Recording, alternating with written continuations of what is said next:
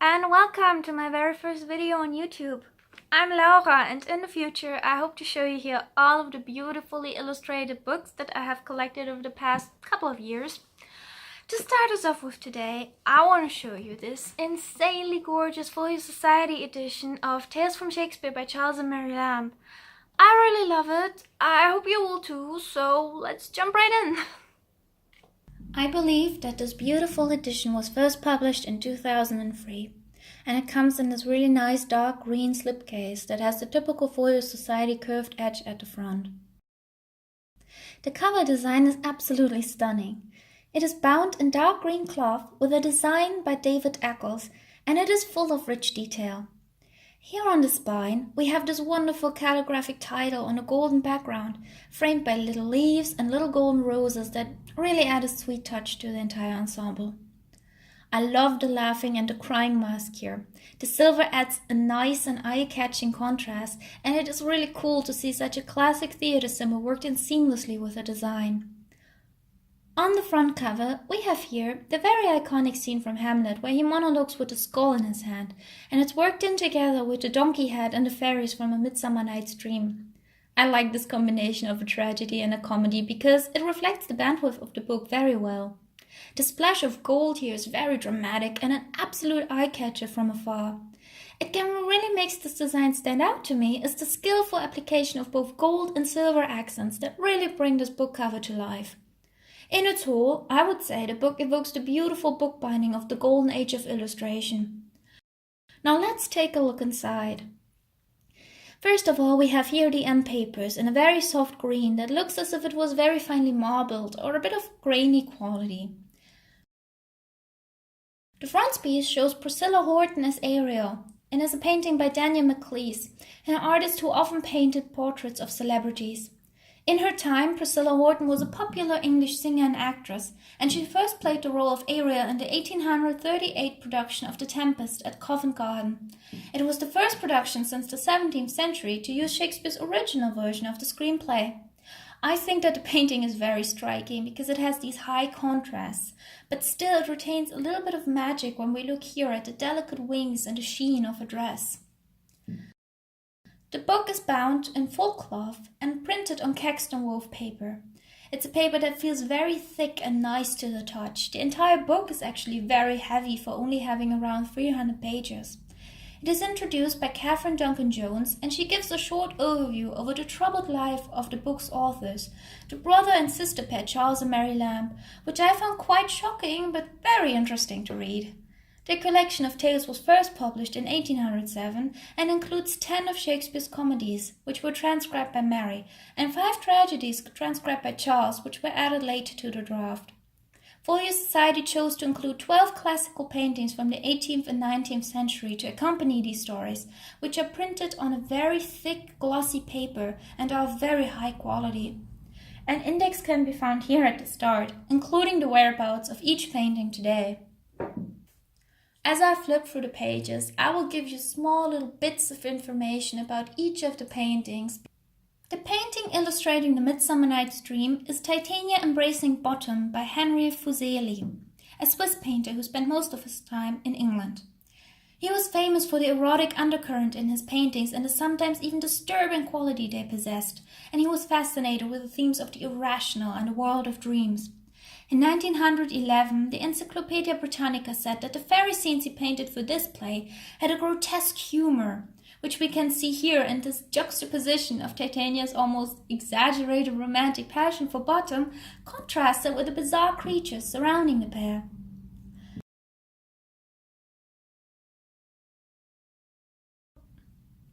This illustration for The Winter's Tale depicts the British actor John Fawcett, a comedian and singer who enjoyed great popularity.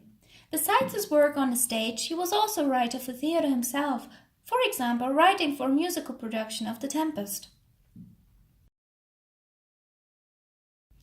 This illustration for As You Like It was a collaborative effort by the 3 artists William Hodges, a landscape painter, the portraitist George Romney, and Sorry Gilpin, an animal painter.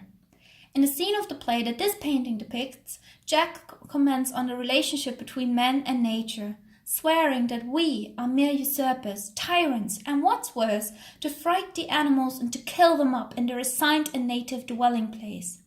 And so the painting is on one hand filled with melancholy due to Jack's pose and a poor wounded deer which is here in focus, but also contrasts the welcoming, light, untouched nature on the left with the darker, more chaotic-looking right side, where the humans dwell and go about their business, as with the peeping lords behind the bush in the far right corner here.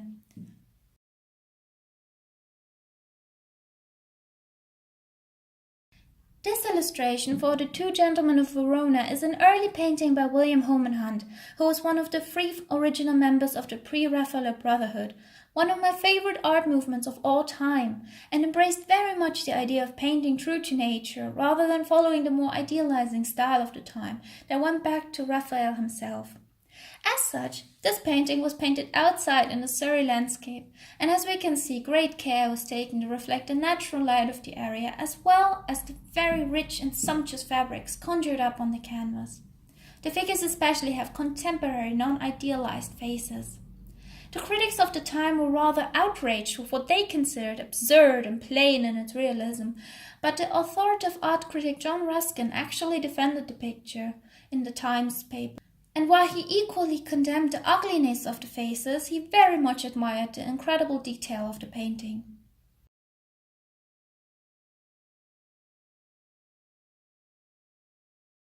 This illustration for The Merchants of Venice depicts the Irish actor Charles Macklin, who first played the role of Shylock in 1741. For his performance, Macklin researched the mannerisms of the Jewish community in London, and in contrast to the performances in the time prior, brought the character back to a serious appearance, as was written by Shakespeare, rather than the low comical appearance that was popular at the time. The artist John Sophony was well known for his portraits and theatrical scenes.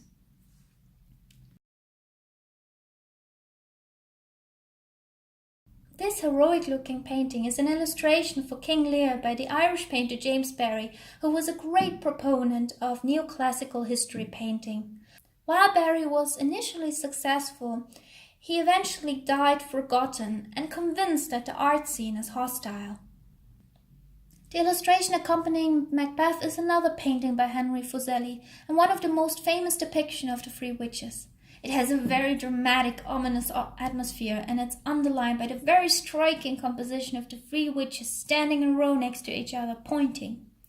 The rather male-looking features are a direct reference to the line in the play where it is said, "You should be women, and yet your beards forbid me to interpret that you are so." An earlier study by Fuseli, which is in possession of the Huntington, includes a golden frame with the quote, "These are women, but I call them gorgons," thought to be provided by the artist himself.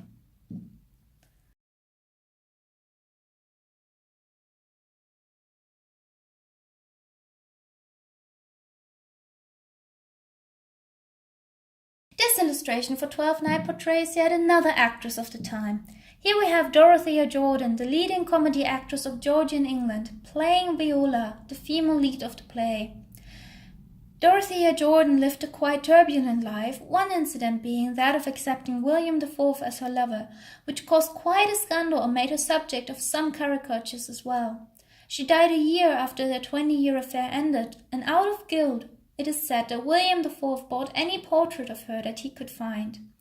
Personally, without knowing too much about the actress or the painter beforehand, I still thought that this painting is very well made to illustrate how Viola could pass as a twin brother, and yet be a pretty woman on her own. The face here has a very ambivalent quality and is attractive no matter how you read it.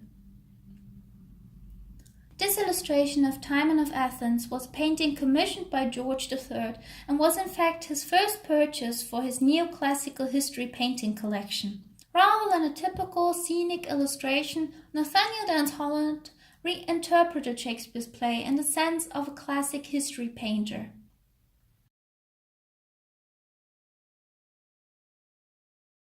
This highly dramatic painting shows Juliet from Romeo and Juliet waking in the tomb and finding Romeo's dead body, and so she draws her dagger to kill herself.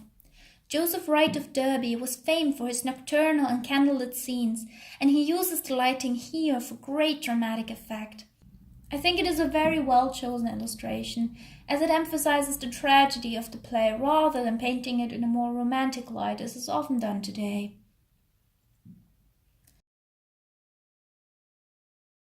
The last painting in the book shows the leading tragedy actor of his time, John Philip Campbell, as Hamlet, and is one of the 4 similarly large-sized paintings showing the actor in various roles in Shakespearean plays.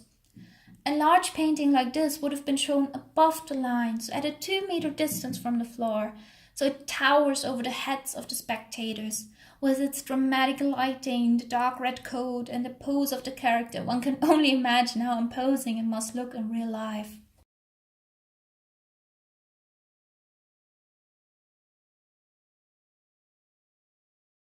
To say more on the book itself, most, if not all, of the stories are no more than 30 pages long, and they provide a nice, concise summary of the respective play. Any direct speech consists in quotes from the play only, and the authors took great care not to use any language that would not have been used in Shakespeare's time. Even though the language might be considered archaic by now, even as a non-native speaker, I thought they were pretty simple to read, and they serve as an excellent introduction to the plays, which was the book's original purpose in the first place.